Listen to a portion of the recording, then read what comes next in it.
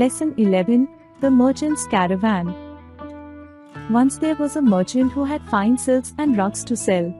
He wished to send his goods to a country on the other side of the sandy desert. एक बार एक व्यापारी था जिसके पास बेहतरीन रेशमी कपड़े और कालीन बेचने के लिए थे। वह अपने सामान को रेगिस्तान के दूसरी ओर के देश में भेजना चाहता था। The merchant owned a large caravan of camels and he employed many men. Camels were the only animals strong enough to travel over the desert with heavy loads. व्यापारी के पास ऊँटों का एक बड़ा कारवां था और उसने कई लोगों को काम पर रखा था। ऊँट ही एकमात्र ऐसे जानवर थे जो भारी सामान के साथ रेगिस्तान पार करने के लिए पर्याप्त मजबूत थे। For many days, Abdul, the merchant, and his men had been preparing for the journey. The canvas tents and the poles were placed upon one camel. Great leather bottles of water were loaded upon another camel. कई दिनों तक व्यापारी अब्दुल और उसके आदमी यात्रा की तैयारी कर रहे थे। कैनवास के तंबू और खंभों को एक ऊँट पर रखा गया। पानी की बड़ी चमड़े की बोतलें दूसरे ऊँट पर लादी गईं। Firewood and bags of rice and barley meal were placed upon still another. It required many camels to carry the merchant's goods. लकड़ियाँ, चावल के बोरे और जौ के आटे को एक अन्य ऊँट पर रखा गया। व्यापारी का सामान ले जाने के लिए कई ऊँटों की आवश्यकता थी। At last the caravan was ready for the journey. The sun shone steadily, making the sand so hot that no one could walk upon it in the daytime. But at night both men and camels could travel easily. आखिरकार कारवां यात्रा के लिए तैयार हो गया। सूरज लगातार चमक रहा था, जिससे रेत इतनी गर्म हो गई कि दिन के समय उस पर कोई चल नहीं सकता था, लेकिन रात में आ सकते थे। So Abdul, the merchant, said to the men, "Be ready to start after sunset tonight. Give the camels plenty of water to drink and feed them well, for we shall have a long, hard journey." इसलिए व्यापारी अब्दुल ने अपने आदमियों से कहा, आज रात सूर्यास्त के बाद चलने के लिए तैयार रहो।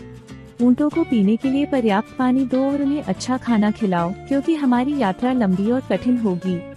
Abdul and his men traveled all that night. One man was the pilot. He rode ahead, for he knew the stars, and by them he could guide the caravan. Abdul और उसके आदमियों ने पूरी रात यात्रा की। एक आदमी मार्गदर्शक था। वह आगे सवार हुआ, क्योंकि वह सितारों को जानता था और उनकी मदद से वह कारवां का मार्गदर्शन कर सकता था। At daybreak they stopped. They spread the canvas tents and fed the camels. They built fires, cooked the rice, and made cakes of the barley meal. During the day, the men rested in the shade of the tents. सुबह होने पर वे रुक गए। उन्होंने canvas के तंबू लगाए और ऊँटों को खाना खिलाया। उन्होंने आग जलाई, चावल पकाए और जौ के आटे की रोटियां बनाई। दिन के समय आदमी तंबुओं की छाया में आराम करते थे। बाली मील। During the day, the men rested in the shade of the tents. जौ का आटा खाते थे। दिन के समय पुरुष तंबू की छाया में आराम करते थे। After the evening meal, the caravan started again on its way. शाम के भोजन के बाद कारवां ने फिर से अपनी यात्रा शुरू की। They had traveled thus for 3 long, silent nights. Early on the third morning, the camels raised their heads, stretched their nostrils, and hastened eagerly forward. उन्होंने इस तरह 3 लंबी, शांत रातें यात्रा की। तीसरी सुबह जल्दी ऊँटों ने अपने सिर उठाए, अपनी नथुने फैलाए और उत्सुकता से आगे बढ़ने लगे। The pilot cried, "The camels smell water and grass. An oasis is near." Pilot ने चिल्लाकर कहा, ऊँट पानी और घास की गंध महसूस कर रहे हैं। पास में एक नखलिस्तान है। Before long they could see palm trees, with their spreading leaves waving in the soft breeze. जल्द ही वे ताड़ के पेड़ देख सकते थे, जिनकी फैली हुई पत्तियां नरम हवा में लहरा रही थीं। Joyfully they rested during the day. The camels drank freely from the cold spring. The men filled the great leather bottles with fresh water. खुशी खुशी उन्होंने दिन के समय आराम किया। ऊँटों ने ठंडी झरने से जमकर पानी पिया। पुरुषों ने बड़ी चमड़े की बोतलें ताजे पानी से भर लीं। In the evening, refreshed and happy, the men continued the journey. शाम को तरोताजा और खुश होकर पुरुषों ने अपनी यात्रा जारी रखी। So they traveled night, resting during the heat of the day. At last one morning the pilot said, "We shall soon reach the end of our journey." इस तरह उन्होंने रात में यात्रा की और दिन की गर्मी के दौरान आराम किया। अंत में एक सुबह पायलट ने कहा, हम जल्द ही अपनी यात्रा का अंत पहुंचेंगे। The men were very glad to hear this, for they were weary and the camels needed rest. यह सुनकर पुरुष बहुत खुश हुए क्योंकि वे थके हुए थे और ऊँटों को भी आराम की जरूरत थी। After supper that night Abdul said, "Throw away the firewood and most of the water.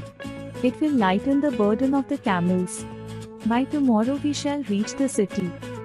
उस रात के खाने के बाद अब्दुल ने कहा, लकड़ी और अधिकतर पानी फेंक दो, इससे ऊँटों का भार हल्का होगा।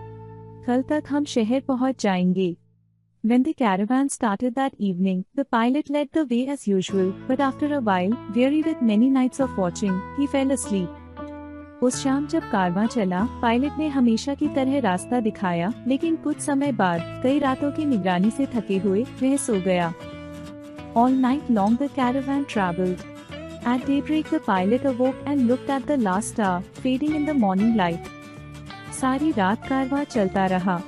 सुबह होने पर पायलट जागा और आखिरी तारे को देखा जो सुबह की रोशनी में फीका पड़ रहा था। Halt! He called. The camels must have turned while I slept. We are at the place from which we started yesterday. रुको, उसने पुकारा। ऊँट जरूर मेरी नींद के दौरान उड़ गए होंगे। हम उसी स्थान पर हैं जहाँ से हमने कल यात्रा शुरू की थी। There was no water to drink. There was no firewood to cook the food. The men spread the tents and lay down under them, saying, "The wood and the water are gone. We are lost." पानी पीने के लिए नहीं था, खाना पकाने के लिए लकड़ी नहीं थी। पुरुषों ने तंबू फैला दिए और उनके नीचे लेट गए, कहते हुए, लकड़ी और पानी खत्म हो गए, हम खो गए हैं। But Abdul said to himself, "This is no time to rest. I must find water. If I give way to despair, all will be lost." लेकिन अब्दुल ने अपने आप से कहा, यह आराम करने का समय नहीं है, मुझे पानी ढूंढना होगा। अगर मैंने हार मान ली तो सब कुछ खत्म हो जाएगा। Then Abdul started away from the tent, watching the ground closely. He walked and walked. At last he saw a tuft of grass. तब अब्दुल तंबू से बाहर निकला और जमीन को ध्यान से देखते हुए चलने लगा। वह चलता गया। अंत में उसने घास का एक गुच्छा देखा। There must be water somewhere under the sand, or this grass would not be here, thought the merchant. रेत के नीचे कहीं न कहीं पानी जरूर होगा, वरना यहाँ घास नहीं होती, व्यापारी ने सोचा। He ran back to the tent, shouting and calling, "Bring an axe and a spade. Come quickly." वह तंबू की ओर दौड़ा और चिल्लाते हुए कहने लगा, एक कुल्हाड़ी और फावड़ा ले आओ, जल्दी आओ। The men jumped up and ran with the merchant to the place where the grass was growing. They began to dig in the sand, and presently they struck a rock. आदमी तुरंत उठे और व्यापारी के साथ उस जगह की ओर दौड़े जहां घास उग रही थी। उन्होंने रेत खोदनी शुरू की और जल्द ही उन्हें एक चट्टान मिली। Abdul jumped down into the hole and put his ear close to the rock. Abdul गड्ढे में कूद गया और चट्टान के पास अपना कान लगाकर सुना। Water, water, he cried. I hear water running under this great rock. We must not despair. पानी, पानी, उसने चिल्लाकर कहा, मुझे इस बड़ी चट्टान के नीचे पानी बहने की आवाज आ रही है, हमें निराश नहीं होना चाहिए। Then, raising his axe above his head, he struck a heavy blow.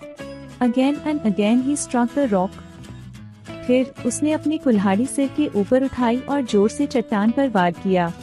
बार बार वह चट्टान पर प्रहार करता रहा। At last the rock broke, and a stream of water, clear as crystal, filled the hole almost before the merchant could jump out of it. आखिरकार चट्टान टूट गई और एक पानी की धारा जो क्रिस्टल जैसी साफ थी, गड्ढे को व्यापारी के बाहर निकलने से पहले ही भर गई। A shout of joy burst from the lips of the men. They drank the water eagerly and afterwards led the camels to the spring. आदमियों के होठों से खुशी की आवाज निकल पड़ी। उन्होंने बड़ी उत्सुकता से पानी पिया और फिर ऊँटों को झरने के पास ले गए। Then they set up a pole, to which they fastened a flag, so that other traders might find the well. फिर उन्होंने एक खंभा लगाया और उसमें एक झंडा बांधा ताकि दूसरे व्यापारी भी इस कुएं को खोद सकें। In the evening, the men again started on their journey and they reached the city the very next day. शाम को आदमी फिर से अपनी यात्रा पर निकल पड़े और अगले ही दिन शहर पहुंच गए। वर्ड मीनिंग: मर्चेंट, ट्रेडर, व्यापारी जो व्यापार करता है। रग्स, स्मॉल कार्पेट्स, चटाइयाँ, छोटी गलीचियाँ। Caravan, a group of people travelling together, काफिला, एक साथ यात्रा करने वाले लोग। Oasis, a fertile spot in a desert, नखलिस्तान, रेगिस्तान में एक उपजाऊ स्थान। डिस्पेयर, एब्सेंस ऑफ होप, निराशा, आशा का अभाव। Spade, type of tool used for digging, कुदाल, खोदने के लिए एक प्रकार का उपकरण।